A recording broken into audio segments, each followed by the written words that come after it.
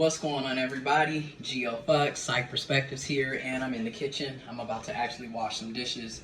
But I wanted to make a quick video on this topic because I'm constantly talking about narcissism, narcissistic abuse, dealing with toxic people, and also mental health. You know, looking at your own toxicity, your own toxic behaviors, healing from trauma, you know, having those healthy boundaries, reinforcing those healthy boundaries. So I thought this video is what just took place is a good example, again, on reinforcing those boundaries. Now, I probably could have handled the situation less passive-aggressive, more direct. I think that's something that I could have totally did. I could have totally addressed it in the message instead of just blocking and moving on. But this individual, we have a history. I have a history of this person, okay? I met this person 2016. Wait, no, 2015. Met this person 2015 at the University of Michigan Flint Extension Campus, and I went to U of M Flint from 2012 to 2014, got my bachelor's degree, took a break, went into the work field, got some experience, a lot of experience really under my belt, and then I decided to go back to get my master's degree from 2015 to 2017. And I met this individual there. This individual, at the time when I met them, they were a freshman, you know, incoming freshman, you know, 17, 18. And I was 22, about to be 23. No, wait. Yeah, I was 22, about to be 23. And I'm a graduate student, right? I was 22 when I entered my grad program. I was 24 when I graduated. Okay, I am now 27, about to be 28. So think about it. It's been 3 years since I graduated with my master's. So they were a freshman and they were coming to our Black Student Union meetings. And at that time, I had already been in BSU for 2 years, right? Black Student Union for 2 years. And I was an executive board member. You know, I had been doing this. So when we would have incoming freshmen and young people coming to our meetings, one of our big things was we wanted to reach out and mentor and work with incoming freshmen, work with high school students. We worked with high school students. I've worked with all age groups, from as someone being an infant at 2 weeks old all the way to somebody being an adult. I've worked with everybody. But anyways, we mentor, get them interested in trying to get that retention rate, in the sense that we don't want people coming in as freshmen in August, September, and then by the time December rolls around, it's the end of the fall semester and they're dropping out, especially for Black and brown people, working class, working poor people, first generation people, people of color, okay, first generation college students, etc. So we would do mentoring. Anyways, this person I thought he was funny, I thought he was charismatic, very intelligent, but you could see the problems, you could see the issues. And one of the issues was, this person was always asking for money, always needing assistance financially, to the point where it was just like, bro, you're hitting me up. Let me get to wash these dishes. You're literally hitting people up every other week or every other day in some situations, talking about, can you cash at me $20? I'll get it back to you the next day, or in a couple of days, or next week. Now, he did pay me back on a few occasions. You know me, I'm gonna keep it all the way funky, Hassan Campbell style. Okay, I have no reason to, I'm not even gonna say that. The point is, he did pay me back on some occasions, but there were other occasions where, bro, you never paid me back. And of course, I never asked, so that's where I went wrong as well. This is what I mean by recognize your own bullshit, recognize your own toxicity. So recognizing my own bullshit and toxicity, I didn't ask him to pay back. But it was just an assumption in my head, like, okay, bro, you're always asking for money. I'm always, cash apping you. It is what it is. If you need it, you need it. I've paid for you to go out to eat. It is what it is. I just try to look out for people. That's what I thought I was doing. But in hindsight, thanks to therapy, I was a people pleaser. I was a toxic, codependent people pleaser. And that's not good, because you don't got no boundaries, and you're literally spending all your life kissing ass and trying to get people to like you and letting people walk all over you and use you. And then it's passive aggressive, because a lot of times, instead of speaking up and saying, hey bro, you still owe me $40, bro, like what's going on? Hey bro, nah man, I can't, I ain't got it. Or just, just straight up saying like, bro, I feel like you're using me. The only time you hit me up is when you need something. So anyways, in 2018, November 30th, 2018, I deactivated my old Facebook account, thus losing complete contact with pretty much 95% of the people that I knew and was hanging out with and associated with. Which also kind of brings me to the fact that, like, how disturbing social media is, to the point where if somebody takes a break or deactivates their account, they're going to potentially lose contact with that many people. Like, literally, I lost contact with essentially 95% of the people that I knew. And it kind of makes you think, like, do we really have real relationships then at all if somebody takes a break from Facebook and they just lose contact with everybody? That's kind of sad when you really think about it, because it's like, you should have relationships with people outside of social media. Just thought I would throw that out there, okay? But anyways, this person, I should have said that. I should have been direct and straight to the point. So I took that break. I was off Facebook for a year and a half, basically, November 30th to literally the end of March of 2020. And the only reason I got back on Facebook is because of the pandemic. And we were quarantined, and we had the stay-at-home orders, and we had lockdown curfews. So it was like, damn, how, you know what I mean? So I got back on Facebook because of that. Anyways, they added me, and I'm thinking, cool, it's been a while, blah, blah, blah, blah. Plus, I'm trans, I'm a trans man. I'm intersex. I was born intersex, but I'm a trans man, transgendered man, trans masculine person. And so it was kind of funny coming back on Facebook, because you knew me that way, and I'm this way today. Ooh, this way today. But anyways, so that mess, it is what it is. It's like, it is what it is. That's kind of how I live my life. It is what it is. I'm very upfront and straight to the point. Like, my whole transition has been documented.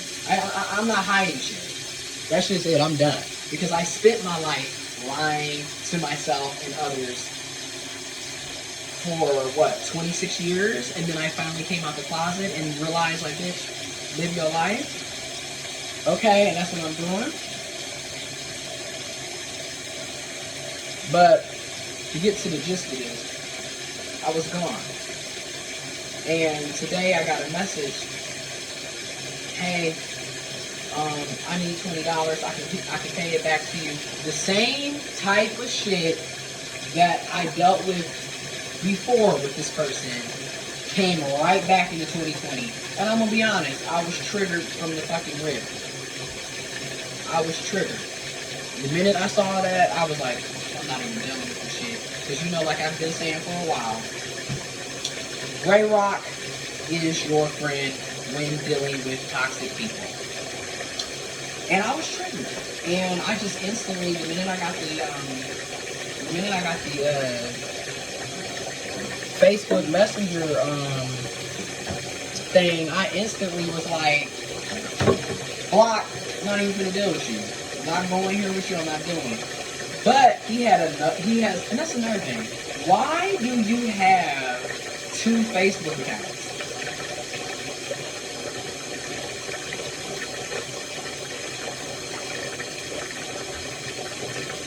So he messaged me on the other, oh, that's out cold. How you gonna do me like that? I was just da da da da da. And then he was like, what another person said about me, you know, they was right, you be da da da da da. And instantly I was like, you're triangulating and gaslighting and deflecting. Yes, I was wrong for being passive aggressive and just blocking you. I could have just said, hey bro, I don't have it, and addressed the fact that the only time you hit people up is when you need something. And this is what you was doing in 2018, 2017, 2016, and you bringing that shit into 2020, bro? Nah, I could have said that. Well, guess what? I'm saying it now in video. If you're watching this, I'm not an ATM. I'm not a piggy bank. You're not going to be using me anymore. I don't even hang out with you or barely talk to you. Literally, we've been friends on Facebook for almost 6 months. I didn't talk to you all 2019, and instantly you come back with the same shit, asking for money, and you dead named me, even though you had already been aware of me transitioning, and my name was legally changed September 30th, 2019. It's going on 1 year since I legally changed my name, and you already knew this. So you think I'm going to give you money? No, I'm not. And yes, you're blocked. And no, I don't give a fuck. But the point is, I'm saying all of this to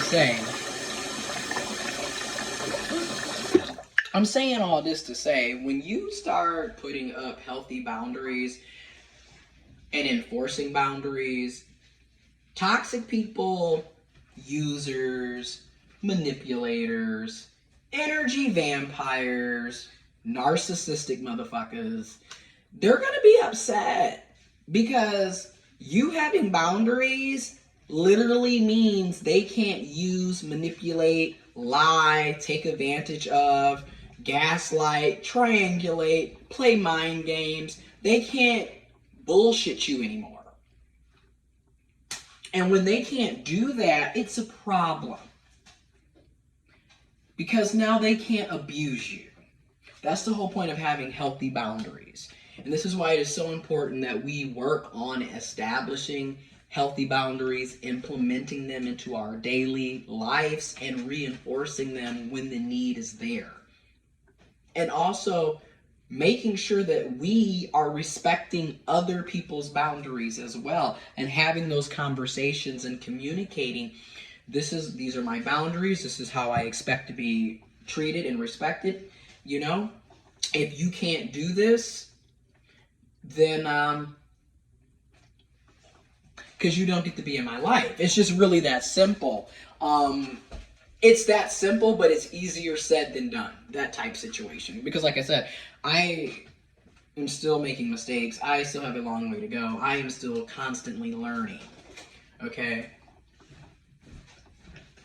I am still constantly learning. And I'm still healing. And I can own up to that. Again, I'm not perfect. I'm not going to sit up here and say that I know everything and that I'm doing everything right. I'm literally documenting what I'm going through and sharing the information that I'm getting from my therapy sessions, my counseling sessions, the homework assignments we do, you know, the techniques, the mindfulness, all this. I'm just sharing, because sharing is caring. And also, deep down in my heart, on some real shit, I want us all to heal. I want us all to be respected and also have healthy boundaries, be able to communicate. We got to protect ourselves.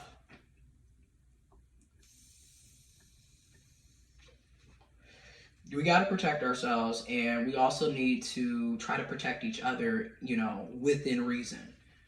But anyways, I'm going to finish washing these dishes, make me some bratwurst, because once again, in true Graves' disease, IBS fashion, I'm going to have an appetite.